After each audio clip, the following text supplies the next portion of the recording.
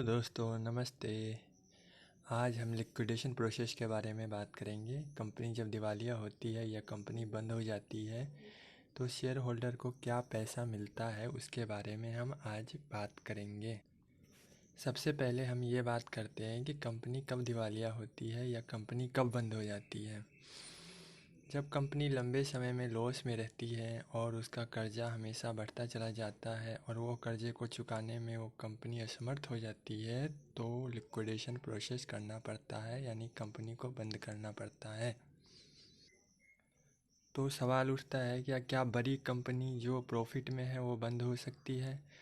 Generally बड़ी company जो profit में है वो बंद नहीं होती है, क्योंकि अगर वो उसका एक बिजनेस अगर बंद हो जाता है तो वह कोई नए बिजनेस में ट्राई करती है और उसके पैसे को वहाँ इन्वेस्ट करके वो अपना प्रॉफिट बनाती चली जाती है।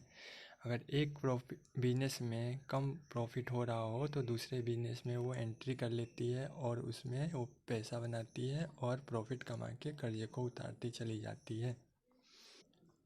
लिक्विडेशन प्रोसेस जब होती है, जब दिवालियापन या कंपनी को बंद करके अकाउंट क्लोज किया जाता है तो सबसे पहले क्या होता है, सबसे पहले सिक्योर लोन को चुकाया जाता है। सिक्योर लोन वो अमाउंट होती है जिस पे किसी तरीके का अमाउंट चीज़ या गिरवी रखा जाता है। जैसे कंपनी का कोई एसेट गिरवी रखा हुआ है, मकान, बिल्डिंग या कंप्यूटर या फर्नीचर या गाड़ी या व्हीकल, किसी तरीके का एसेट अगर गिरवी रखा हुआ है तो पहले उस एसेट के बदले में जो लोन लिया गया है वो चुकाया जाता है। उसके बाद जो क्रेडिटर है, यानी बिजनेस में जो लेन देन होता है उसमें जो अगर मान लीजिए कंपनी का किसी दूसरे पार्टी से उधार ले रखा है या किसी दूसरे पार्टी से सर्विस ले रखी है तो ऐसे कंडीशन में उसका अमाउंट चुकाया जाता है। उसके बाद वो अपने स्टाफ की सैलरी जो बाकी होती है तो वो चुकाया जाता है और सबसे लास्ट में शेयर होल्डर को चुकाया जाता है।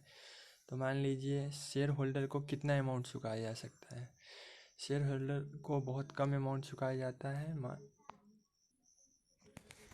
मान लीजिए कि कॉक्स एंड किंग है जो दिवालिया हो गई है और उसकी लिक्विडेशन प्रोसेस चल रही है, तो उसमें अगर लिक्विडेशन प्रोसेस सफल हो जाती है तो जो शेयर होल्डर को है उसको 1 या 2 रुपये ही प्रति शेयर के हिसाब से चुकाए जाएंगे।